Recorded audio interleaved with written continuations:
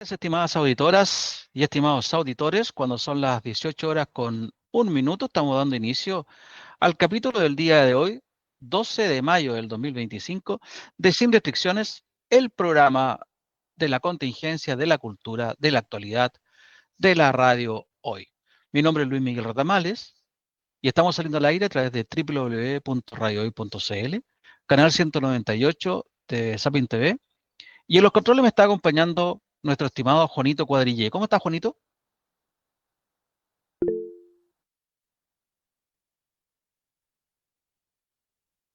¿Me escuchas, Juanito? Sí, estamos súper bien. Ah, perfecto. Digamos, ¿también? Juanito, por favor, además de Zapping, ¿a través de qué otra frecuencia estamos saliendo, por favor? Estamos en radiohoy.cl, canal 198 de Zapping, canal 649 de Vinet y por Orbit TV. Esas son las plataformas donde nos pueden ver. Y también recordarle a la gente que este programa queda grabado y puede ser visto a contar de mañana mismo dentro de la plataforma de YouTube, tanto en el sitio de la radio hoy como también en el sitio de este programa. Se llama Sin Restricciones, tal cual. Eh, Esta vez no me está acompañando Jorge Araya, el panelista estable y mi amigo personal, porque, como dijimos la vez pasada, está de viaje y su ausencia se va a extender incluso hasta el próximo lunes. Está mandando por ahí videos también de los diversos lugares donde ha estado, mandó un video de Versalles, mandó otro video de la Catedral de Notre Dame, mandó un video de en la tumba de Napoleón, otro video del ex muro de Berlín, también de la puerta de Brandenburgo. Todos esos videos muy interesantes que está mandando Jorge, los estamos subiendo paulatinamente al sitio web, al sitio de YouTube, quiero decir, de nuestro programa, como digo, programas, @programas sin restricciones en YouTube, y también nuestro sitio en Instagram, que es programa sin restricciones. Así que esos videos los van a poder ver ustedes en cualquiera de esas dos plataformas. Eh, Hay diversas cosas que comentar. Lo primero que queremos comentar, bueno, hay cuestiones de contingencia nacional, evidentemente, cuestiones que tienen que ver con las elecciones del próximo mes de octubre o de las primarias de ahora de junio. Eh, Hay una novedad muy fuerte a nivel internacional en lo que se refiere a la negociación que han llevado a cabo Estados Unidos con China. Y también supimos esta semana que salió finalmente elegido el nuevo Papa, el sucesor de San Pedro, como le dicen, ante el fallecimiento de Francisco I. Se convocó a un cónclave que se inició el miércoles recién pasado y que el jueves, si no me equivoco, o viernes, no, jueves en la tarde, ya salió humo blanco, como se dice y como realmente es, con la elección del nuevo Papa, el estadounidense, que fue relativamente sorpresa, pero sin embargo lo habíamos conversado en nuestro canal, en este programa, quiero decir, del lunes pasado, el cardenal estadounidense Robert Prevost. Juanito, por favor, ¿nos puedes mostrar un poco de lo que dijimos la semana pasada en este mismo programa? Pero surge también una alternativa a estos conservadores y estos progresistas, que es un cura estadounidense, que es muy poco nombrado, y se llama Robert Francis Prevost, que es prefecto del dicasterio para los obispos, es el cargo que tiene. Si bien es cierto que nació en Chicago, es estadounidense, ya tuvo una pasada por acá, por Latinoamérica. Fue obispo de Chiclayo digo, en el Perú. Y es visto como, según una frase que leí, el estadounidense menos estadounidense, es moderado, término muy usado y que va a ser muy valorado también para elecciones nuestras. No está ni entre los progresistas que mencionamos, del francés y del portugués, pero tampoco de los conservadores como el húngaro. Es moderado, es dialogante y tiene el respaldo de los cardenales sudamericanos, latinoamericanos mejor dicho. Ahí estaba, muchas gracias, Juanito. Ahí estaba lo que dijimos justamente hace 7 días, el lunes pasado, cuando estábamos especulando quiénes podían ser los candidatos más favoritos para ocupar el puesto del sumo pontífice. Y entre los candidatos sorpresa aparecía ahí este cura, este sacerdote, mejor dicho, el cardenal Robert Prevost, estadounidense, nacido en Chicago, como decíamos en ese momento, y que ya todo el mundo sabe, parte de la biografía de este cardenal, y que hasta entonces no sonaba por ningún lado. En honor a la verdad, nosotros sacamos información de prensa extranjera, fundamentalmente en gran parte del diario El País de España, porque finalmente siempre ha dado muestra de ser muy informado a nivel internacional y finalmente aquí demostró que tenía la primicia al incluir a este sacerdote entre los 5 o 6 favoritos para ser elegido y así efectivamente fue. Dicho sea de paso, la prensa chilena no anduvo ni por cerca y por eso de repente bueno poder mirar y aprender de lo que están haciendo en otras latitudes, ¿no? ¿Y qué sabemos de Prevost? Bueno, sabemos que son un sacerdote dialogante.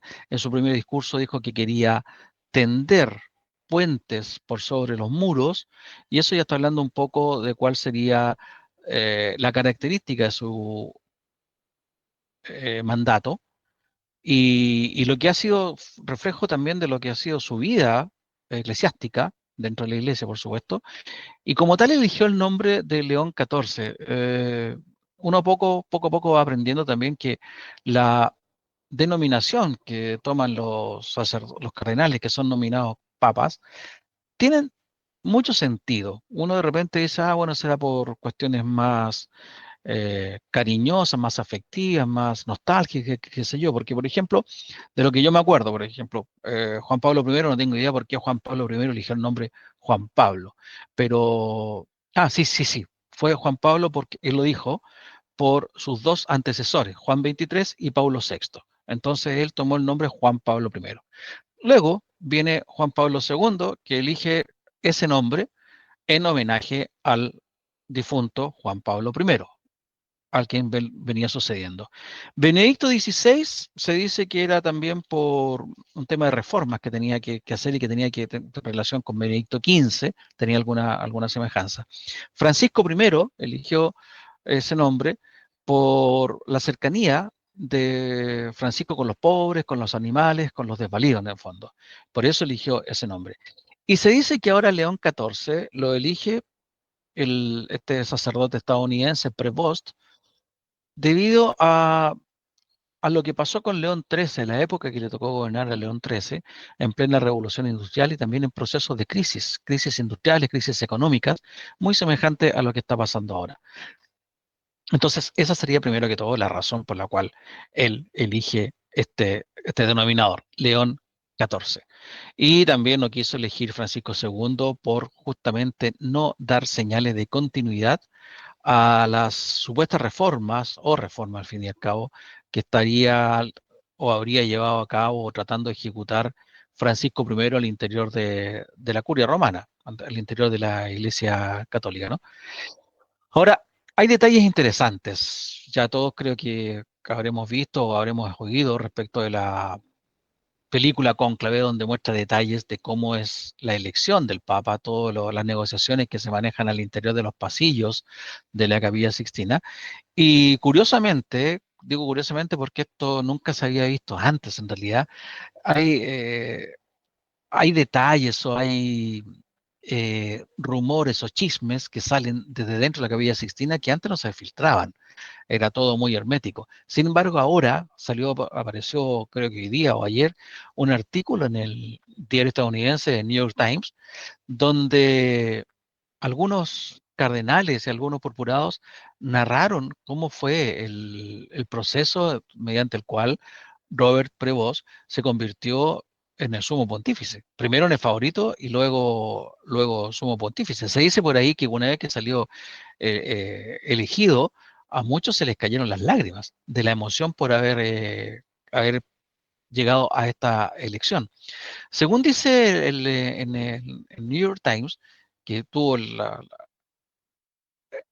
logró, digamos, entrevistar a diversos cardenales, eh, cuando llegó al mínimo de 89 votos favorables al cardenal Prevost, la, la mayoría de los cardenales presentes en la Capilla Sixtina estallaron en una ovación de pie. Y sin embargo, según dice un cardenal, se dice que fue el cardenal filipino, Pablo Virgilio David, el nuevo papa quedó sentado, imperturbable. Y alguien tuvo que llegar ahí a levantarlo, como si pareciera que hubiera caído en estado de shock el nuevo papa. Dice que a muchos se les salían las lágrimas en aquel momento. Sin embargo, esta publicación confirma que también el conteo de votos fue abrumador favorable a este cura estadounidense, debido a que siguieron llegando votos a favor de él. Según lo que narra el cardenal peruano Pedro Barreto, dice que mientras continuaba el conteo y los votos a favor de Prevost se acercaban a los 3 dígitos, es decir, ya más de 100, Pietro Parolin, recordemos que era el cardenal secretario de Estado que estaba a cargo del cónclave, tuvo que pedirles al resto de los cardenales ahí presentes que se sentaran para poder terminar. Es decir, había un jolgorio tal, había con los cardenales festejando de pie, mientras aumentaba y aumentaban y aumentaban los votos a favor de Robert Prevost. Eh, este cura, padre Pietro Parolin, que era, si no el favorito mayor, estaba entre los 2 o 3 primeros, estaba en la terna, eh, señaló también en esta publicación que después de la elección del Papa, después ya que se cerró todo y se hizo el conteo de votos, hubo un aplauso muy largo y muy caluroso.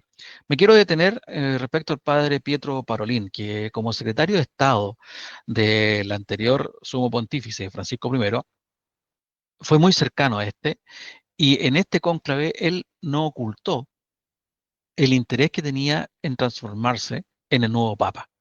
Y aparentemente al interior del cónclave empezó a hacer sus negociaciones muy políticas como el que hablamos la semana pasada, y esto justamente habría jugado en su contra en la cara del resto de los cardenales.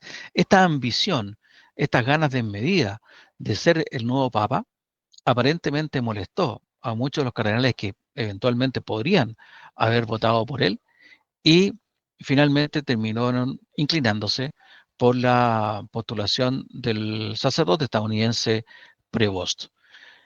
¿Qué dice Parolin también? Dice que lo que más le impresionó del nuevo pontífice fue la serenidad que brillaba en su rostro en momentos tan intensos y en ciertos sentidos dramáticos, porque cambia por completo la vida de un hombre. Bueno, ahí está un poco lo que estábamos diciendo, en que probablemente el sacerdote Prevost, el estadounidense, miraba tan de distancia y con tanta serenidad esta elección, que eso terminó por convencer al resto de los cardenales que era el hombre indicado, debido a que a lo que estamos hablando al principio, y por qué habló de los puentes por sobre los muros, por su ponderación, por su tranquilidad, por su calma, que quizás en los momentos de crisis como los que estamos viviendo son muy necesarios, ¿no? Bueno, siguiendo con el reportaje de New York Post, ahí se dice que los cardenales poco a poco se fueron inclinando por Robert Prevost cuando más aprendían los cardenales sobre él. Mientras más aprendían sobre él, más les iba gustando. Claro, porque hay muchos cardenales, digamos, que vienen de todos los rincones del mundo, entonces no necesariamente se conocen entre todos. Recordemos que eran 133 los cardenales que estaban presentes. Hay unos más amigos de otros, hay ciertos grupos con más afinidades que con otros, por afinidades geográficas, por afinidades incluso de estudios, por afinidades de edad, etcétera, etcétera. Y también ideológicas, ¿no es verdad?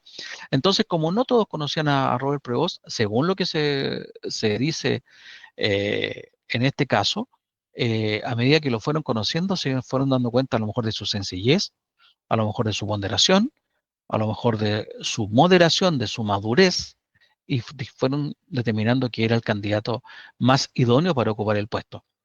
Dice el artículo que, a diferencia de quien fuera el favorito, lo que decíamos antes, para suceder al Papa Francisco, el cardenal Pietro Parolin, a diferencia de él, el cardenal Prevost tenía el corazón de un misionero, profundidad académica y conocimiento del mundo, sumado a sus últimos años en la curia romana. Mientras que Parolin solo tenía experiencia en la burocracia eclesiástica. Esta situación, dijo el cardenal inglés Vincent Nichols a New York Times, no pasó desapercibida por los cardenales electores. No somos estúpidos, mencionó. ¿Ven lo que estábamos conversando? El pertenecer, la semana pasada decíamos que a lo mejor el pertenecer a una congregación en este caso los agustinos, le podía jugar en contra a él y a otro candidato que pertenecía a una congregación versus los diocesanos, parece que en este caso justamente le jugó a favor a Robert Prevost, ya que su característica de ser un misionero, de conocer el mundo, recordemos que estuvo cerca de 40 años en Chiclayo, en el Perú, como obispo en esa zona.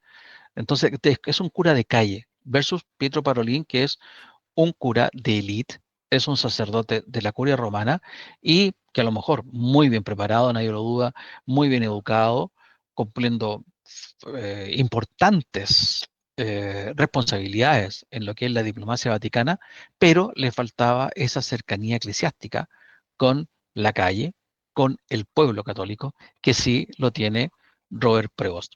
Eso podría haber sido, según lo que dice el New York Times, una de las causales fundamentales para que la mayoría de los cardenales en el cónclave se inclinaran a favor de Prevost en desmedro de Pietro Parolin. El cardenal surcoreano Lazarus Yu Heung-sik comenta en este reportaje de New York Times, repito, que en la cuarta votación las papeletas fueron abrumadoramente hacia Prevost. Y el cardenal filipino Luis Antonio Tagle, que estaba al lado de Prevost, se dio cuenta que respiraba profundamente mientras crecía el número de votos a favor de que sea el nuevo papa. Y le preguntó, ¿quieres un dulce? Sí, le respondió. Un detalle adicional, sigo leyendo este reportaje de New York Times, sobre el talante del nuevo sumo pontífice lo dio a conocer el cardenal estadounidense Joseph Tobin. Al momento de introducir su voto en la urna, volteó a verlo y Prevost tenía la cabeza entre las manos. Hay un gesto que también aparece en la película Cónclave, que tiene mucho que ver y con relación también a lo que en su momento señaló eh, el Papa argentino Francisco I, cuando dice que él no quería ser elegido, y en esa película también se ve que muchos de los cardenales no quieren ser elegidos, quieren votar por otros, no quieren el peso de esa responsabilidad, y más o menos eso podría ser el gesto que se ve, que narran aquí en este reportaje de Robert Prevost, tomándose la cara o la cabeza con sus dos manos. ¿Por qué decíamos que tenían que conocer a Prevost? Porque además de los 133 que estamos conversando, este era el primer cónclave al que asistía Robert Prevost. Recordemos que él es un cardenal nombrado hace muy poco, si bien es mayor, tiene 69 años, fue hace muy poco nombrado por Francisco I como cardenal, que lo mandó a llamar especialmente desde el Perú para que lo acompañara en la curia romana. Y como era su primer cónclave y como era de esperarse, desconocía cómo funcionaba, no conocía bien los detalles, ¿no es cierto? Y según reveló también un cardenal, el cardenal filipino Tagle, le preguntó, ¿cómo funciona esto? Y ya que él tenía experiencia y Prevost no. Nuevamente, según dice el cardenal filipino, eh, si hay algo que quieras cambiar sobre las reglas del cónclave, ahora todo está en tus manos, le dijo una vez que salió elegido. Eh, Ahí está entonces lo novato que podía ser Prevost, que curiosamente se fue ganando un nombre en los días previos, probablemente en esa estadía tan larga que están en el Vaticano, después de asistir al funeral del Papa. Evidentemente hacen conversaciones, se van presentando, se van mostrando unas candidaturas, se van mostrando otras. Hay un dicho que ya conocemos todo el mundo, en que dice, el que entra Papa sale cardenal, que tiene relación con lo que estamos diciendo. Por ejemplo, el padre Pietro Parolin, que entró siendo el principal favorito al cónclave y salió siendo un cardenal común y corriente, un cardenal más, que entre paréntesis seguramente va a tener que dejar el puesto de secretario del Estado, porque según entiendo es el Papa el que tiene la potestad de elegir a sus secretarios de Estado y a sus secretarios ministeriales para que lo acompañen en su mandato. Entonces decíamos que probablemente eso le terminó pasando la cuenta al padre Patrolín y ese tiempo hizo que Robert Prevost se hiciera conocido. Ya dijimos, es un primer cónclave. No venía conocido de antes ni tenía una, una cuadrilla de amigos que estuvieran haciendo la campaña. Nadie lo conocía, pero seguramente en esos días previos al cónclave, él fue ganando la confianza, se fue ganando la admiración y se fue ganando el respeto de parte de sus colegas cardenales, que finalmente terminaron eligiéndolo, y parece que lo terminaron de elegir por aclamación. A juzgar por lo que se dice en este reportaje, logró una cuenta de 3 dígitos, es decir, más de 100 votos, en una elección donde votaron 133. Es decir, estamos hablando así a priori, entre un 70 y un 80% de los cardenales como mínimo habrían votado por Robert Prevost, lo que es una muy buena señal, no tanto por lo abrumadora que puede ser, pero sí por lo que muestra en relación a la unidad que hay dentro del cuerpo cardinalicio de la Iglesia Católica. Hay una unión en cuanto al sentimiento y en cuanto también a la interpretación de qué es lo que necesita la Iglesia Católica para ser guiada en estos años y de aquí en adelante, mientras dure el mandato del cardenal Prevost. Se hizo conocido Prevost también hace algunos años, durante el primer mandato de Trump, por algunos tuiteos contrarios al mandato del presidente Donald Trump, en el primer mandato dijimos, y Trump también tuvo palabras muy poco auspiciosas hacia este cardenal. Sin embargo, al momento en que salió elegido, Trump salió a felicitarlo y dando a entender que había una alegría y un orgullo porque fuera un papa estadounidense. Este papa habrá que ver a quién va a visitar en primera instancia, si va a ir a su país, como usualmente lo hacían los papas, porque recordemos que Argentina, el papa argentino Bergoglio, no fue a Argentina durante todos los años que duró su mandato, no hizo ni un solo viaje a Argentina. Incluso llamó la atención que tampoco su hermana lo fue a visitar nunca en Roma. Sin embargo, este actual papa, a Robert Prevost, ya lo visitó uno de sus hermanos. Entonces es curioso lo que pasaba con Bergoglio, y se nota que Prevost puede ser alguien un poquito más cercano en ese aspecto, a los afectos más que le rodean más cercanamente. Pero decía yo, hay que ver a qué país va a visitar primero, si va a visitar a Estados Unidos o no, si se va a reunir o no con Donald Trump, pero de que tiene trabajo, tiene mucho trabajo, seguramente al hablar de que va a tender puentes o hay que tender puentes, seguramente va a tomar alguna acción más decidida en la lucha comercial que estamos viviendo y que después nos vamos a referir a ella, o quizás en algunos de los conflictos internacionales que estamos viviendo, como lo que está ocurriendo en la franja de Gaza, o también lo que está ocurriendo entre Rusia y Ucrania. Probablemente por ahí va a ser la característica del mandato de León XIV. Es algo que está aún por verse, por lo menos hasta ahora. Algunos cambios en relación a Francisco, sí, usó toda la ropa que usaban tradicionalmente los papas y que dejó de usar eh, Francisco, ese, como, no sé, sobre la sotana blanca, esa cosita media de terciopelo, media burdea que usan, usó la cruz con el collar dorado, que tampoco lo usaba Francisco, pero sin embargo tampoco está usando los famosos zapatitos rojos que usó hasta Benedicto XVI, que rehusó usar Francisco, y por algunas imágenes que he visto por ahí, veo que también usa unos zapatos negros. Este cardenal estadounidense y también peruano, digámoslo, porque también tiene nacionalidad de ese país, otorgada después de tantos años que estuvo trabajando, ya lo dijimos, como obispo de Chiclayo. Entonces, nos vanagloriamos de que gracias a leer El País, lo tuvimos entre los favoritos la semana pasada, fue finalmente el elegido, y que tenga entonces un largo y un muy fructífero mandato en la cabeza de la Iglesia Católica.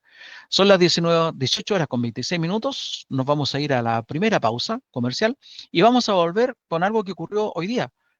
Donald Trump finalmente da su brazo a torcer y tiene que ceder ante China en la guerra económica. Vamos y ya volvemos.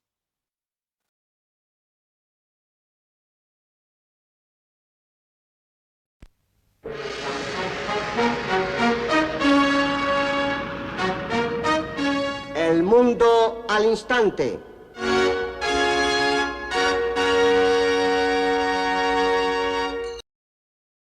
Muchas gracias, Juanito, con esa introducción de El mundo al instante. Justamente en el segundo bloque nos vamos a referir un poquitito a lo que está pasando en la famosa guerra comercial entre las dos grandes potencias, China y Estados Unidos, donde aparentemente el presidente de Estados Unidos, que fue quien desató esta guerra, digámoslo, al levantar unilateralmente los aranceles a los productos que importa Estados Unidos de todos los países del mundo, colocando una escala de alza de aranceles de acuerdo al tipo de producto y al país de origen, tuvo que retroceder, recular, como se dice en el campo en Chile, el señor Trump ante el silencio de China y que China le fue respondiendo a esta escalada de la misma forma como estaba subiendo Donald Trump, que en algún momento, recordemos, Washington dejó los impuestos para los productos chinos en un 145% y China fue subiendo los impuestos para los productos provenientes de Estados Unidos y llegó hasta un 120, 25, o sea, es una locura. 145% de cualquier producto solamente en impuestos es una brutalidad que efectivamente iba a pegar muy fuerte en la economía, no solamente estadounidense, sino que también mundial, pero estadounidense es la que le interesa a Donald Trump. Pues bien, mientras Donald Trump estaba con este juguete nuevo y estaba mostrando afiches y cosas así en sus conferencias de prensa, y estaba tan feliz, indicando incluso cuando hace poco se cumplieron los 100 años, los primeros 100 días, quiero decir, de su gobierno, destacando que habían sido los mejores primeros 100 días de toda la historia de Estados Unidos y que era el mejor gobierno que habían tenido jamás. Bueno, mientras pasaba todo eso, los chinos tranquilos, callados, nunca levantaron el teléfono para conversar con Trump, solamente iban respondiendo en la medida que Estados Unidos aumentaba sus tasas y llegó un momento dado en que fue justamente Donald Trump el que tuvo que dar su brazo a torcer, como ahora, y donde se informó que Washington va a reducir sus tasas arancelarias a los productos chinos del 145% que hablábamos antes al 30%, y mientras tanto, China hará lo mismo con los productos estadounidenses para bajarlos desde el 125% al 10%. Esto va a ser una especie de tregua, va a durar 90 días a contar de ahora, es decir, debería finalizar en agosto, en el próximo agosto, y ahí se va a ver qué es lo que va a ocurrir. Acaban entonces de sellar una tregua de 90 días en la guerra comercial, y esto se produjo en el marco de un encuentro de alto nivel que se llevó a cabo este fin de semana en Ginebra, y donde, ante una propuesta estadounidense, los chinos accedieron a reducir los productos en el arancel, en el monto que yo les dije, de 145 a 30 los estadounidenses y de 125 al 10% los, eh, los chinos. Sin embargo, Trump especificó luego en la Casa Blanca que siguen en pie aún los aranceles de 25% a los coches y al aluminio y al acero, y que Estados Unidos se reserva la posibilidad de poner nuevos impuestos a la industria farmacéutica con el fin no oculto de parte de él, de traer de vuelta ese negocio a los Estados Unidos. Hubo un documento que firmaron en conjunto ambos países, donde reconocen la importancia, lo estoy leyendo, de las relaciones económicas y comerciales bilaterales para ambos países y para la economía mundial. Y hacen entonces un llamamiento a continuar las consultas. El documento también recoge el compromiso de crear un mecanismo destinado a darse seguimiento al diálogo económico y comercial. Entonces, el gravamen a los chinos va a quedar en un 30%, y ya que Estados Unidos reduce su arancel al 10%, a lo que hay que sumar el 20% de los aranceles que Trump decretó contra China en forma previa por su supuesta vinculación con el tráfico ilícito del fentanilo. Recuerden que ese fue el inicio de todo de esta guerra que estamos conversando. Este acuerdo, aunque no en su totalidad, se acerca a una de las exigencias que hizo China para poder establecer un diálogo en un estado de igualdad. Decían los chinos que antes de negociar nada, Estados Unidos debía retirar los aranceles. De todas formas, los chinos en esta reunión en Ginebra han hablado en forma positiva de este encuentro y que es el primero que se produce desde que asumió Trump entre ejecutivos de alto nivel entre Estados Unidos y China, y también el primero desde que evidentemente se lanzó su guerra comercial. ¿Qué significa esto entonces? Que China haya hablado bien, aunque no se ha establecido la exigencia de China de que se retiren todos los aranceles. Bueno, hay una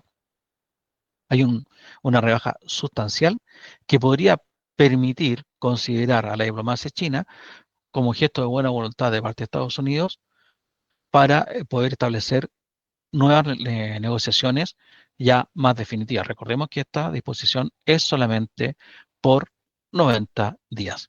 ¿Cómo fue esto que empezó, esta guerra comercial que empezó y que nos tiene afectado en todo el mundo?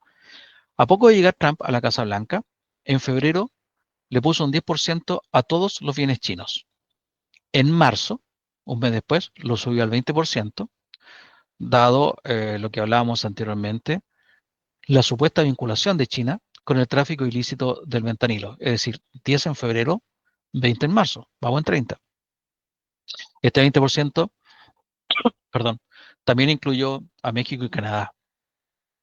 En abril, en que cuando Trump hizo todo un acto ese pomposo, mostrando ese gran afiche indicando cuánto le correspondía el alzar arancel a cada uno de los países, y que nos faltó en Chile quien festejó que solamente nos hubiera aumentado un 10% porque no tenía buena voluntad con nosotros, qué sé yo, y con Argentina hizo exactamente lo mismo y bla, bla, bla, bla. Bueno, en abril, Trump al 20% que ya le había subido a los chinos, le subió un 34%. Y así, eh, en los días posteriores fueron aumentando, tal como si estuvieran jugando, no sé, póker, y fue aumentando la tasa arancelaria hasta llegar al el histórico 145, que era el equivalente a declarar una guerra comercial como la que nunca habíamos, habíamos visto. Pero, sin embargo, Trump luego anunció ya, flexibilizando un poco la medida, que habrían excepciones para ciertos productos tecnológicos. Claro, los chinos consumen mucha tecnología, perdón, los estadounidenses consumen mucha tecnología que viene desde China. Y es así entonces como a este arancel de 145%, Trump estaba excluyendo productos tecnológicos como celulares, chips, computadores, etcétera, que en su gran mayoría, insisto, llegan a Estados Unidos desde China. Por otro lado, los chinos estaban respondiendo, evidentemente. Ante esta alza paulatina y gradual que se le fue dando, los chinos llegaron a colocar hasta un 125% de arancel, y dijeron que no tendrían en cuenta nuevos incrementos de Washington al considerar que se había convertido en un juego de números con muchas papeletas para convertirse, estoy leyendo, en el hazme-reír de la historia de la economía mundial. Es decir, no nos vamos a meter a este juego de póker, porque ya esta cuestión es poco seria. No tiene ningún tipo de certeza ni comercial ni tampoco de seriedad diplomática. ¿Qué pasó? ¿Qué efecto hubo en Estados Unidos? Según un reportaje que salió hoy día en la prensa estadounidense, las importaciones de Estados Unidos desde China cayeron en marzo hasta los 29.400 millones, su nivel más bajo desde marzo del año 2020, en plena pandemia. Y eso que los productos chinos solo estaban sometidos en ese mes al arancel adicional del 20% decretado por Donald Trump, con el fentanilo como excusa. Fue también en marzo cuando entraron en rigor los aranceles adicionales del 25% a las compras de aluminio y acero. Es decir, cuando solamente había un 20 más el 10, un 30% en total de impuestos, las ventas cayeron a niveles de año 2020, las importaciones estadounidenses. Vamos a ver qué implicancia tienen cuando salgan los números correspondientes al mes de abril, donde ya los aranceles están en un 145%. Y esto está denotando algo que se dijo siempre por gente que está involucrada en este asunto, en que conoce del comercio mundial, en que esta era una medida totalmente improvisada de parte del presidente Donald Trump, ya que establecer un arancel de este nivel era justamente para inhibir las importaciones hacia Estados Unidos, para fortalecer la industria local, pero no puede fortalecer algo que no existe. La industria local en Estados Unidos no está implementada.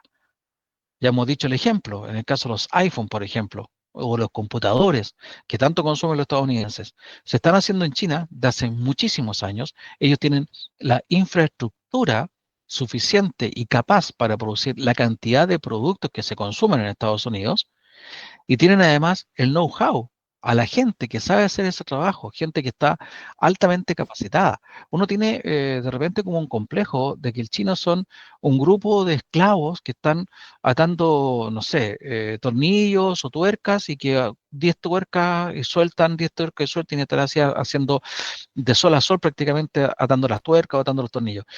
Pero no es así, no es así. Definitivamente, todos estos productos de alta tecnología que se consumen no solamente en Estados Unidos, sino que en el resto del mundo, que consumimos nosotros acá en Chile también, están hechos por personal y funcionarios altamente especializados, que saben muy bien lo que tienen que hacer y saben muy bien cómo hacerlo y cuándo hacerlo. Además de tener la ayuda tecnológica que decíamos, que tendrán robots, tendrán la infraestructura, tendrán etcétera, etcétera. Pero la cantidad de funcionarios que tiene esa capacitación en ningún momento va a lograr ser reemplazada en forma inmediata por los Estados Unidos. Entonces se produjo este efecto en que se disminuyen las importaciones, pero sin embargo se disminuye la oferta para el consumo estadounidense, provocando bueno, toda esta escalada de precios, pero además no tiene una contraparte que pudiera decir a los estadounidenses, bueno, no importa, no lo importamos de China, pero lo hacemos acá en Estados Unidos. ¿Cómo lo van a hacer si no tienen, insisto, esa infraestructura, ni tienen ese personal que está debidamente capacitado? Antes decía que en algún momento los Estados Unidos, Trump insiste en que va a recuperar la industria farmacéutica para Estados Unidos. Perfecto, pero ¿cómo lo va a hacer? ¿Cuándo lo va a hacer? ¿Con qué funcionarios? Porque ese es otro tema. En este momento la cesantía, en la desocupación, mejor dicho, en Estados Unidos es bastante baja. Viene del gobierno de Biden, ojo con eso. Entonces, no hay mano de obra disponible para hacer estos trabajos que hacen en otros países o que hacen los inmigrantes en Estados Unidos. No está disponible la mano de obra y tampoco está disponible la mano de obra al precio que están acostumbrados a pagar en el tercer mundo, en China, en Vietnam, en Taiwán, en Singapur, en México y en cuánto lugar hay en el mundo que les exporta productos a los Estados Unidos. La hora hombre en todos estos países que le nombré y en muchos más es muchísimo más barata que lo que están obligados a pagar por ley los empresarios en Estados Unidos. Por lo tanto, si ya no es fácil tener la infraestructura, no es fácil tener en forma inmediata al funcionario o a los funcionarios debidamente capacitados, altamente capacitados, con mayor razón va a ser muy difícil encontrar mano de obra con esa capacitación que estoy mencionando y al precio que están acostumbrados a pagar ellos en estos países del tercer mundo. Por lo tanto, el producto que va a llegar a Estados Unidos, o sea, pero mejor dicho, el producto que va a ser hecho en Estados Unidos va a demorar mucho en ser manufacturado, pero además va a ser carísimo. Y ahí vamos a ver si realmente el ciudadano promedio de Estados Unidos tiene la capacidad para empezar a pagar estos dinerales que podrían que costar y tienen la capacidad también para esperar por productos de buena calidad, porque todo tiene un proceso también de ajuste, ¿no? Eh, ¿Qué va a pasar ahora en agosto cuando se cumplan estos 90 días, que es el plazo que ambas potencias se han dado? Esa es la pregunta que nadie sabe. Durante el tiempo, ¿van a poder juntarse a conversar? Recordemos que en estos momentos Estados Unidos solo tiene una conquista en esta guerra comercial, que es un acuerdo parcial que firmó con el Reino Unido. No se hace- Probablemente se ha tratado de conversar con mucho más. Creo que han habido personas hasta de Chile que han ido a conversar. Depende del nivel al que lleguen. Pero lo que quiero decir es que no ha cerrado ningún acuerdo con ningún otro país que no sea el Reino Unido en todo este tiempo desde febrero hasta ahora. Ya hemos visto qué efectos va a tener cuando sepamos las cifras de abril, cuánto bajó la importación de productos chinos. Si ya dijimos que en marzo, perdón, llegó a niveles del año 2020, que en abril irá a llegar a niveles del 2019, 2018, 2017 quizás. Eso es un buen dato que va a tener que verse. Y también, si esta tregua que se están dando de 90 días va a tener un efecto justamente contrario, es decir, que van a reactivarse las importaciones chinas. Recordemos que las importaciones se hacen, se negocian primero y se efectúan los pagos y etcétera, pero no es que llegue el producto mañana. Lo que tú estás comprando hoy día es lo mismo que cuando compras por Temu o por Chain. Lo que tú estás comprando hoy día se demora en llegar y cuando hay el stock se demorará una semana, 7 días, 8 días. Pero cuando tú tienes una reducción en la producción de ciertos productos, llamémosle cualquiera de tecnología, y te empiezan de pronto a llegar órdenes de compra por una cantidad importante, tienes que volver a echar aceite a esa máquina y volver a activarla. Y si hoy día estabas produciendo, no sé, el 50% de lo que producías hace 6 meses, tienes menos gente, evidentemente, has reducido tus costos, ¿no es cierto? Y si te empiezan a llegar un aumento considerable en las demandas por tus productos, bueno, tienes que tomarte un tiempo también para volver a reactivar, para volver a recontratarle gente, para volver a capacitarla, para volver a invertir en muchas cosas. Entonces, todo esto es una reacción lenta. La desactivación es más rápida que la reactivación. Siempre va a ser así. Así es la economía internacional y así se manejan los mercados internacionales. Para nosotros yo creo que es un alivio, para Chile es un alivio, sin embargo, afortunadamente el país está como política de Estado, sigue insistiendo en las negociaciones de libre comercio con otros países y se han avanzado muchísimo los acuerdos con la India, que es, recordemos, el país más poblado del mundo, ya superó a China según las últimas cifras. Pero lo más importante para Chile es que además de abrirse un importante mercado, como ya lo hemos dicho, lo acerca sustancialmente al bloque BRICS y que se ha demostrado que China en estos momentos, bueno, no se ha demostrado, los números lo dicen, Chile es el principal socio comercial de Chile y el bloque BRICS, que está liderado por Brasil, Rusia, India, China y Sudáfrica, y al cual se le han sumado muchos otros países como activos y como invitados, eh, ya está llegando a ocupar algo así como, abarcar, quiero decir, algo así como el 60 o 70% de la población del mundo. Imagínense, tienen China, India, Brasil, Rusia. Rusia no lo cuento, pero quizás los otros 3 países están entre los 10 países más poblados del mundo y probablemente Rusia también lo esté. Entonces, fácilmente llegan alrededor de un 70% de la población del mundo y por lo mismo, para Chile es un mercado muy interesante el que se le abriría al ser parte de BRICS. Hay otros que dicen que no hay que dejar de lado ni hay que tampoco tocarle la oreja a Trump porque podemos salir perjudicados. Es cierto, nosotros somos un país chico, somos un peón en el ajedrez mundial, y efectivamente enemistarse con el, algunos dicen el hermano mayor, pero con el vecino más grande que tenemos aquí en el continente, como Estados Unidos, puede traer serias complicaciones, como nos pasó el año 70, durante el gobierno de la Unidad Popular, digamos, que cuando se molestaron los estadounidenses con nosotros, vinieron y derrocaron un gobierno, o como lo que está pasando con Cuba, por ejemplo, donde mantienen un bloqueo debido a la situación política en Cuba, más que todo porque es un país comunista y sin embargo vemos cómo negocian con Vietnam, sin ir más lejos, ni siquiera con China, con otros países igualmente comunistas.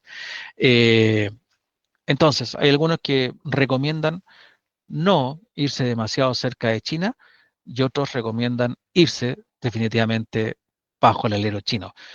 Quizás lo que sí sería conveniente para el país es estar bien con Dios y con el diablo. Y así como estamos cerca de Estados Unidos en diversas organizaciones, tenemos tratado de libre comercio con ellos, qué sé yo, y también lo tenemos con China, a lo mejor también sería conveniente para el país participar, sin dejar de lado la relación con Estados Unidos, participar en este bloque BRICS, que puede ser que estemos observando en estos momentos un cambio en la hegemonía mundial, como hemos visto tantas veces en la historia. Ojalá cuando esté Jorge lo podamos conversar. Hemos visto cómo han ido cambiándose, ¿no es cierto?, los imperios dominantes en la humanidad, y capaz que estemos ahora en presencia de un cambio y que la hegemonía, digo, ya no esté de parte de Estados Unidos y definitivamente se esté cambiando hacia China, y en ese sentido probablemente nos convenga estar en buenas relaciones con los chinos, siendo parte de este multilateralismo, perdón, no el multilateralismo, de este globalidad que ellos están armando en estos grupos como son los BRICS. Los chinos tienen 5.000 años de historia, tienen una diplomacia, lo hemos conversado aquí anteriormente, que da clases a todo el mundo de cómo se hace, cómo se manejan las relaciones exteriores, y el mejor ejemplo que están dando es lo que está ocurriendo ahora. Sin responder, sin vociferar, sin golpear la mesa, sin ninguno de ese tipo de acciones tan de guata, fueron capaces de pararse frente a frente con Donald Trump, y mientras Donald Trump hacía todos los gestos posibles para provocarlos, los chinos, sin hacer nada, lograron que Trump tuviera que dar uno o dos pasos atrás y tuviera que reducir la tasa arancelaria, ya lo dijimos, de 145 hasta un 35% y hasta el 30%, y los chinos, a cambio de eso, le están diciendo, ok, ustedes se dieron, nosotros vamos a ser de 125 al 10%. De nuevo, como resumen, esto va a ser, tiene una validez de 90 días. Se supone que en estos 90 días van a haber negociaciones entre ambos países y esperemos que antes de agosto se llegue a un acuerdo para que podamos dar por pasada este mal rato económico que afectó a todos los países y que pudiera afectar mucho más. Por lo pronto hay que ver cómo se mantiene el dólar, que es lo que nos afecta fundamentalmente a nosotros en la vida cotidiana, ya que es muy sensible el dólar a la influencia externa, lo que esté pasando en el mundo. ¿Y cómo nos afecta? Bueno, primero que todo con el precio de los combustibles. Y de ahí en más con el precio de todos los productos importados. Son las 18 horas con 55 minutos. Nos vamos a ir a la última pausa y vamos a volver con el tercer bloque y final, donde vamos a hablar un poquitito de cómo está el escenario para las elecciones primarias y las elecciones presidenciales, las primarias de junio y las presidenciales de octubre. Y también vamos a hablar de un caso que poco se ha dado en la prensa, lo que no es raro, pero que se habló, pero muy poco, insisto, con el primer condenado en el caso Audios. Vamos y ya volvemos. Ya estamos de vuelta en Sin Restricciones el día de hoy, 12 de mayo del año 2025. Como saben, estoy solo en estos momentos, voy a ocupar el bloque del profesor Jorge Araya. Hubiera querido mostrarle algunos de los videos que él ha estado enviando de su viaje, pero por problemas de fuerza mayor me ha sido imposible.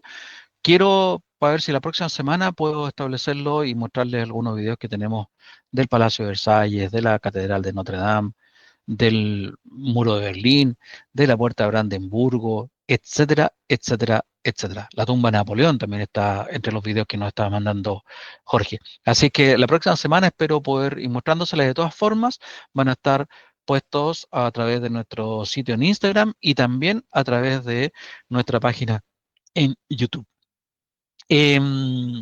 Bueno, vamos a la política nacional. En lo nacional, brevemente hablemos de las elecciones, de cómo va el estado para las elecciones.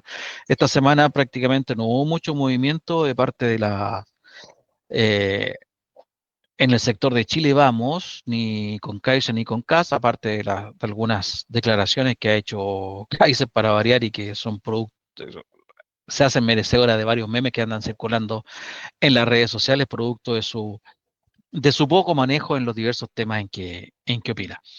Pero mientras tanto, por el lado de la izquierda, del centro izquierda y la izquierda, han habido novedades. La primera, la del día de hoy, por ejemplo, es que Marco Enrique Ominami, Meo, hizo público sus intenciones para presentarse nuevamente como candidato presidencial y anunció que lo va a hacer como candidato independiente en su cuenta de Instagram. De alguna forma así lo señala, donde dice: no me quisieron en primarias, no me quieren en ninguna parte, así que voy a presentarme como candidato solo si tú así lo prefieres. Y es por eso entonces que abre las candidaturas. Textualmente dice lo siguiente: no me dejaron entrar a la primaria, no me respaldan las cúpulas, pero tengo algo más fuerte: tu rabia, tu esperanza, tu voz. Apoya mi derecho a competir y representarte por las pensiones, por los sueldos, por las injusticias y abusos. Voy si tú vas conmigo. Yo estoy disponible a dar la pelea. Decide tú si debo ser candidato. Patrocina mi candidatura en patrocinantes.cervel.cl y saco un video del paso a paso de cómo hacer la firma para patrocinar a los independientes. Necesitan cumplir con un mínimo de 40.000 firmas. Se les chica el plazo a Meo, que parte tarde. Otros ya están en competencia hace rato, como Harold Mayne-Nikos, por ejemplo, por nombrar uno de los más conocidos. También está Jocelyn Holt y otros más. Jorge lo decía la otra vez, eran más de 60 los candidatos que están detrás de las 40.000 firmas para poder estar en la papeleta que finalmente va a ir en octubre. Y hablando de la papeleta que va a ir en octubre, la democracia cristiana, lo que podría llamarse el centro, realmente el centro de la política, tradicionalmente el centro de la política chilena, que ya había anunciado que no participaba recordemos, que anunció que no participaba en las primarias, mejor dicho, tomó la decisión de no participar en las primarias del oficialismo debido a la presencia del Partido Comunista. Entró en un pequeño conflicto interno, dado que el presidente, Alberto Undurraga, hizo pública su intención de sí estar en la elección, en la primera ronda, en octubre, pero el Tribunal Supremo de esa colectividad, de la democracia cristiana, se pronunció indicando que lo que había autorizado la Junta Nacional del año pasado al presidente del partido era participar como precandidato presidencial, es decir, participar en las primarias como el candidato de la democracia cristiana.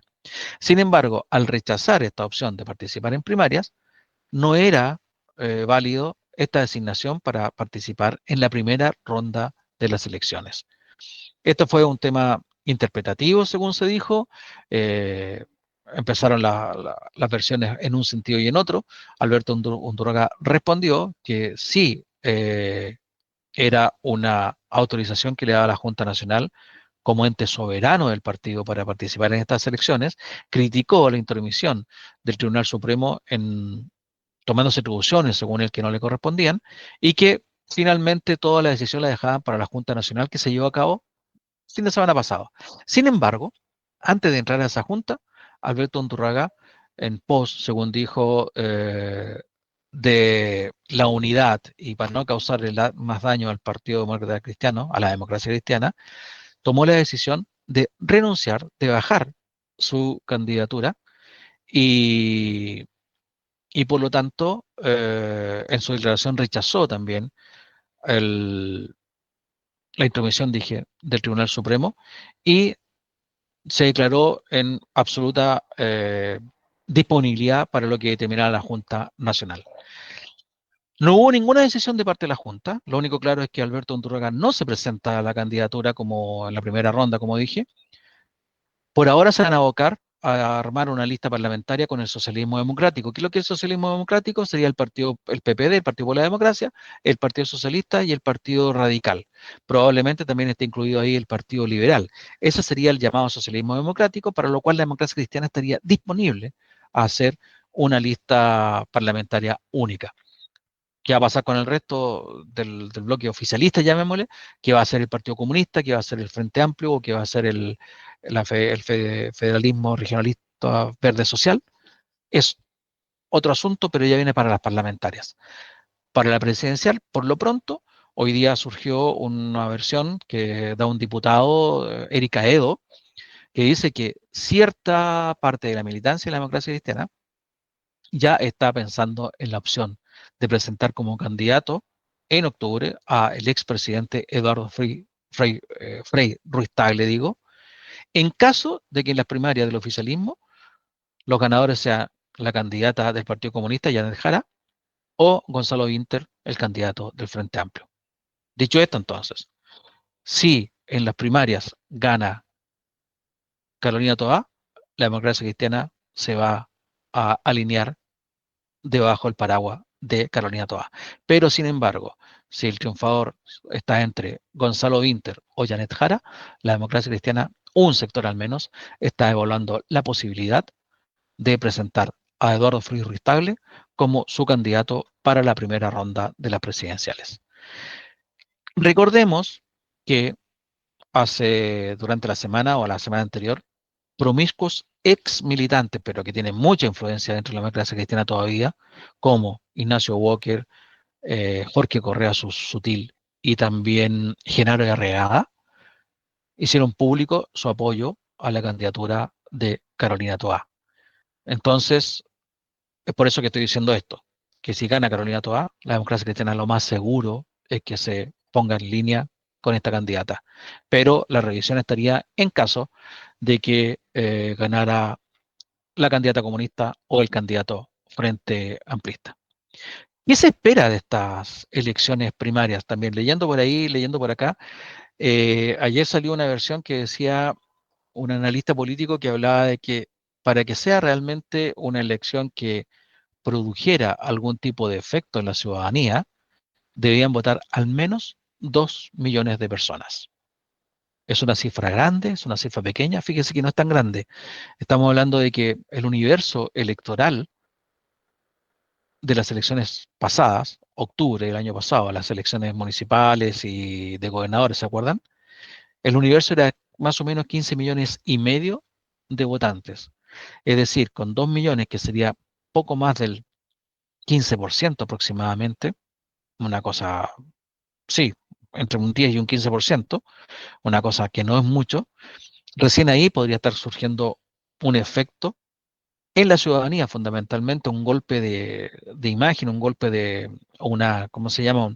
Que te retumbe, así que te remezca, que va mucha gente a votar, para que realmente el triunfador de esas elecciones primarias se inmiscuya, perdón, se empape de una mística que lo pudiera llevar al triunfo en octubre y poder derrotar a algunos de los candidatos de la derecha que hasta el momento están muy bien perfilados. ¿Qué pasa si son menos? Bueno, si son menos, realmente el peso relativo de el oficialismo en pos de las elecciones de octubre disminuye completamente y la mística va a bajar, el estado de ánimo va a bajar, sabiendo que el piso con el que cuentan es muy bajo. Pero también hoy día surgió otra versión, otra opinión, que es de parte del ex alcalde de Recoleta y militante y ex precandidato también del Partido Comunista, Daniel Jadwe, que dice que él no confía mucho en estas primarias, dado que si llega a 2 millones, perfectamente podríamos estar hablando de una infiltración de parte de la derecha. Ocurre que con Jadwe ya lo conocemos, sabemos cómo es en política, siempre habla desde la herida.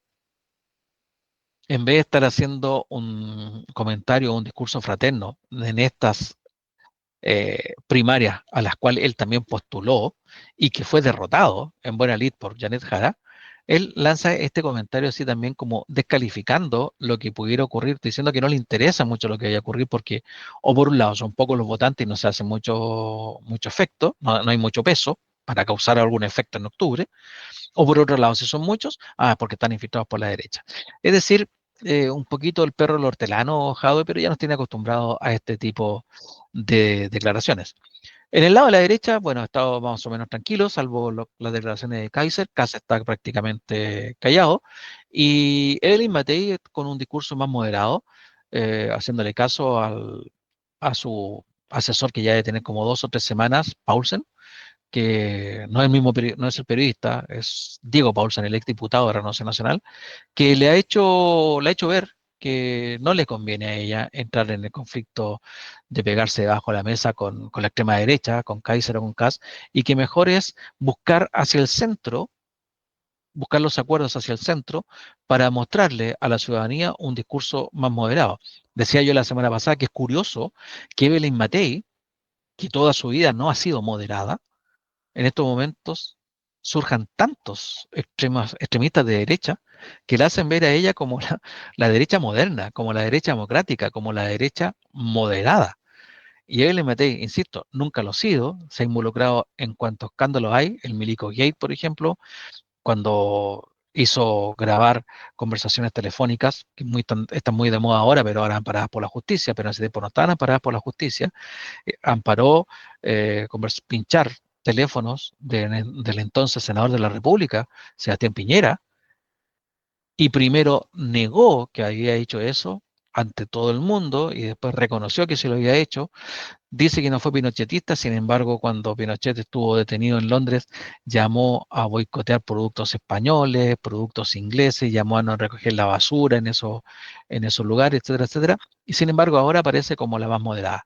Lógicamente están buscando un botín que es muy apetecido por también por la centro derecha, en este caso por la diputada, perdón, la exministra Carolina Toá, que es el botín del centro. Centro derecha, centro centro, centro izquierda, como quieran llamarle, pero del centro. Ese botín de la persona moderada, quizás el ex concertacionista, que no sabe por quién votar, que no va a votar por alguien de extrema izquierda, pero tampoco va a votar ni por Kast ni por Kaiser. Sin embargo, ese ex concertacionista probablemente esté disponible a votar por la candidata de la derecha, por la candidata que es ahora moderada, pero que en sus tiempos de concertacionista de este votante no lo era, a Evelyn Matei, pero que ellos se han apoderado de un discurso bastante atractivo, bastante tentador, que tiene relación también con lo que no ha logrado este gobierno de izquierda. Entonces, podrían estar apelando a este votante desencantado de la concertación de los 30 años. Lo mismo que está haciendo Carolina Toá. Recordemos que Carolina Toá es un personaje ilustre de la concertación desde el primer día, desde el día del dedo de Lagos. Ella está en este asunto cuando era dirigente juvenil de la FECH. Ella ha estado en todo el gobierno de la concertación. Entonces, si hay un modelo concertacionista a seguir, es el modelo que va a llevar a cabo Carolina Toá. Ahí está el botín. Ese es el botín que va a decidir las elecciones de octubre. Por otro lado, si en el lado del oficialismo de izquierda, digo, de las primarias del oficialismo, ya lo dijo hoy día Gonzalo Vinter también en una entrevista que hace en el diario El País, dice que él no se va a vender como el moderado. Justamente para eso están otros candidatos, pero él no va a salir con un discurso de que, bueno, para los cambios tienen que ser graduales, tienen que ser en la medida de lo posible. Él va por un discurso que es de cambio y que es de cambio sincero, de cambio real, y no es un cambio que tenga que esperar. Por lo mismo, aunque el titular suene fuerte, él lo explica muy bien en esa entrevista de por qué no se va a vender como un moderado, pero sí se va a vender como un ente del cambio. Entonces, ahí ya vamos viendo cómo se van perfilando los distintos candidatos y a qué público están apuntando. Claramente, Gonzalo Vinter apunta al público frente amplista, al público, a ese 30%, 25% que ha apoyado en todas las encuestas y ha sido el piso del presidente Boric. Y Carolina Toá, efectivamente, al tomar distancia en este asunto, también tomar distancia en el caso de Procultura y tomar distancia en otros asuntos y conflictos que tenía el gobierno, está apuntando efectivamente a una centroizquierda que no se sienta satisfecha con la derecha, por supuesto, pero tampoco se ha sentido satisfecha con el gobierno del Frente Amplio. Y es ahí donde se extrapola o interpola con Chile Vamos, con la candidata Matei, porque ahí están buscando al mismo votante. Así interesante está. Vamos a hacerle un seguimiento próxima semana, una actualización de cómo se desarrollan estas candidaturas, porque todos los días hay algo nuevo y todos los días hay algo que comentar. Me quedan algunos poquitos minutos y me quiero referir ahora a que en el caso audios del famoso abogado Luis Hermosilla, el fanfarrón Hermosilla, como le, le dijo, lo señaló, lo describió la imputada también Villalobos, la que se hizo cargo de las grabaciones en esa reunión con Daniel Sauer, él se refirió al abogado Hermosilla como el fanfarrón. Había un fanfarrón, había un neófito o ignorante, que era Daniel Sauer, y una traidora creo que se dijo que era ella, una cosa así. En esa reunión estábamos nosotros tres. Bueno, ¿qué pasó? Surgió el primer condenado. Recordemos que entre los audios que la Fiscalía detectó investigando el teléfono de Luis Hermosilla, habían unos audios provenientes del entonces director de la Policía de Investigaciones, Sergio Muñoz, que era una especie de mocito de Chadwick y de Hermosilla, porque les informaba, como Pepe Grillo, de todas las gestiones que estaba haciendo la PDI o las futuras gestiones que iba a hacer la PDI dentro de algunos casos que le interesaban mucho, tanto al gobierno en la representación de Andrés Chadwick como a este abogado fanfarrón, manejador de influencias, etcétera, Luis Hermosilla. Fueron 12 vulneraciones del secreto donde se filtraron, como digo, datos claves al abogado Hermosilla en distintos periodos de tiempo. Por ejemplo, causas de su antecesor, Héctor Espinosa. Recordemos que es uno de cuando salió de la PDI, Héctor Espinosa, se destapó una red de corrupción y de robo, de fraude al fisco inmensamente grande. Ese era Héctor Espinosa, al cual Héctor Muñoz lo reemplazó. Bueno, él filtraba informaciones sobre este caso, a Hermosilla y Chadwick, investigaciones sobre el caso Dominga y caso Enjoy. El caso Dominga, recordemos que el caso Dominga se refiere a la compra de la minera Dominga por parte de los amigos de Piñera, el Choclo Délano y lo mismo del Banco Penta y Lavín, Carlos Lavín, y que también hay un cambio de dueño, de propiedad en esa minera, con ciertas condiciones que se tenían que dar en caso de que pudiera explotarse o no esa mina. Bueno, en ese caso también hubo filtraciones de parte de Héctor Muñoz a Hermosilla y a través de Hermosilla a Chawir. Y también respecto a los seguimientos que se estaban haciendo a los exalcaldes Raúl Torrealba de Vitacura, que ya ha sido condenado por la corrupción, por tráfico de influencia y también del Frentón, por malversación de fondos. Recordemos que le encontraron entre medio de las paredes dineros en la oficina que tenía él también conocido como el Guatón Torrealba, y del exalcalde Felipe Guevara, alcalde de Loa Nechea, actualmente concejal de San Miguel, lamentablemente, la gente lo sigue votando, pero que también se vio involucrado en casos de corrupción. Estos casos eran de mucho interés, como digo, para el gobierno, y a través de Luis Hermosilla, del abogado, Héctor Muñoz le pasaba informaciones que tenían que ver con estos casos para que estuvieran preparados en caso de alguna acción de allanamiento o cualquier cosa así. ¿Qué pasó con Sergio Muñoz? Bueno, él se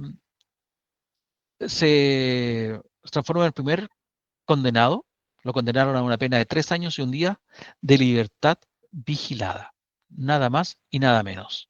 Libertad vigilada. En otras palabras, váyase para la casa, haga lo que quiera porque lo vamos a estar vigilando. Ni siquiera es arresto domiciliario, es libertad vigilada. Lo puede hacer en cualquier parte, tendrá que pedir permiso para salir del país, pero va a estar vigilado en cualquier momento. Es decir, es lo mismo, es estar en casa. 3 años y un día es estar en casa, sobre todo estos tipos que siguen siendo poderosos. No hay ningún tipo de medida que no fuera la cárcel que los pueda inhibir de un actuar en la vida privada como pudieran hacerlo usted o yo o cualquier persona que no tiene ningún problema con la justicia. Para esto, Muñoz aceptó un juicio abreviado con el cuarto juzgado de garantía de Santiago. De esta forma evitó el juicio oral, que además de haberse alargado, lo podría haber llevado a la cárcel efectiva. Entonces, a cambio, aceptó la culpa, aceptó las acusaciones que hacía la fiscalía en este juicio abreviado y por lo tanto le dieron 3 años y un día de libertad vigilada. Ah, no, pero no fue solamente eso, ¿ah? También le dieron una multa. Ah, una multa de 800.000 pesos, exactamente 823.000 pesos. Es decir, libertad vigilada por 3 años y un día es un beneficio y una multa de 823.000 pesos por una persona que tiene un capital ya bien armado, producto de sus años en altos puestos de la Policía de Investigaciones y producto de la onerosa jubilación que percibe y que va a seguir percibiendo y que no es menos de 4,5 millones de pesos. Entonces, ¿me van a decir ustedes a mí que eso es una condena? Aceptó los cargos, es cierto, aceptó los cargos. ¿Qué cargo? Violación del secreto y también blanqueo de capitales. ¿Y qué le dan? Libertad vigilada por 3 años y un día y 800 lucas de multa. Eso realmente es una burla. Eso realmente considero yo que es nuevamente, es decir, que aquí, así como criticaban que la primera protesta constituyente tenía dos tipos de justicia, cosa que era mentira. Bueno, en Chile actualmente tenemos dos tipos de justicia. Hay una justicia como esta que estamos viendo, en que le hace un nanay y los manda para la casa, o sea, de suerte no le dio clases de ética, como lo hizo con la gente del caso Penta. Y hay otra justicia que es para todo el resto de nosotros los chilenos, donde por cosas menores que esta vamos a la cárcel. Lo más divertido de todo esto, porque ya es para la risa, son las declaraciones que hace este señor al salir del centro de justicia. Dice, la PDI que soñé para darle una mejora para el país se fue conmigo. Soy un hombre honesto que cometió un error fatal que ha asumido. Fue un policía de calle que llegó a la máxima jefatura del PDI por sus méritos y esfuerzos. O sea, prácticamente hay que pedirle perdón. Hay que pedirle perdón a un héroe de la policía de investigaciones que se envió involucrado en esto, que cometió un pequeño error, pero pero todo lo hizo de forma honesta. ¿Cuál es la honestidad que tiene este señor? Él sabía perfectamente bien que estaba cometiendo un delito. Él sabía perfectamente bien que se estaba poniendo no del lado de los buenos. Y como policía no debería estar ni del lado de los buenos ni del lado de los malos. Él es neutro. Tendría que actuar, evidentemente, defendiendo a los buenos, pero aquí está del lado de los malos. Porque en el caso de Dominga, en el caso de Enjoy, en el caso de Torrealba, en el caso de Felipe Guevara, siempre hubo, y más encima en el caso de su ex colega Héctor Espinosa, siempre hubo indicios de que había delitos, que habían ilícitos. Y lo que otro que llama la atención, es que cuando este señor, no sé si se acuerdan ustedes, cuando este señor recibió la formulación de cargos, hace muchos meses, llegó en un auto fiscal. Él ya no era director de la PDI y sin embargo mantenía un auto fiscal. Un auto fiscal con escoltas, es decir, eran 3 autos financiados por todos nosotros.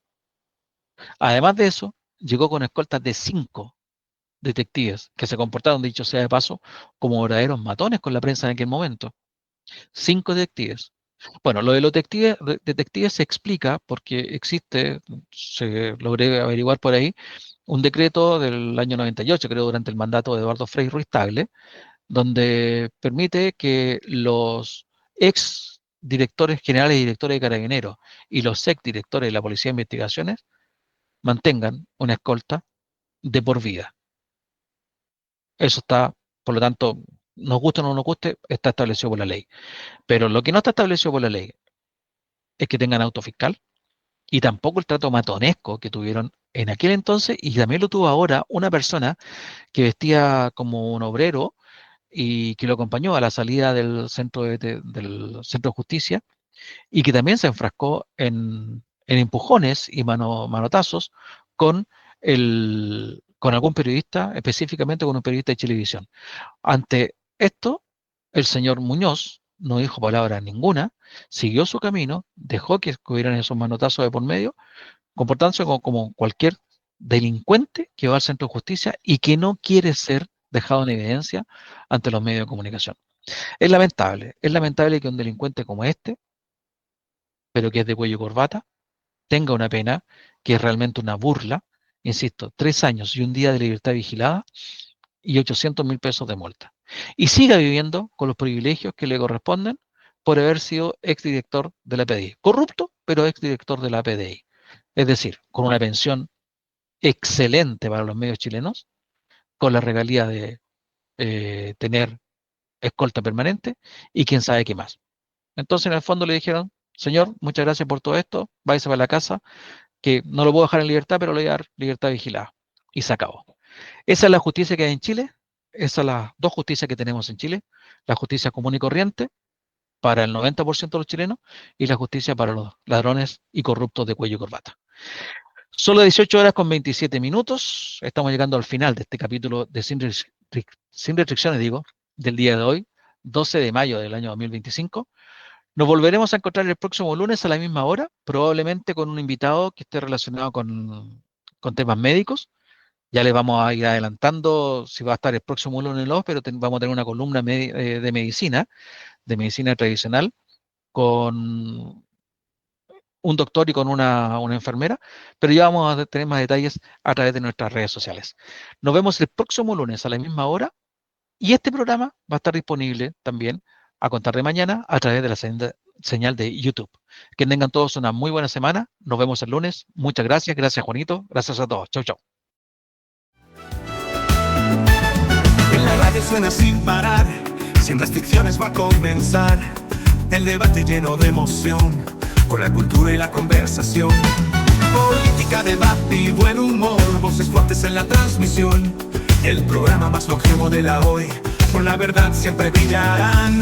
Sin restricciones vamos a escuchar la verdad en cada lugar. Sin miedo a nada vamos a hablar. Este programa es para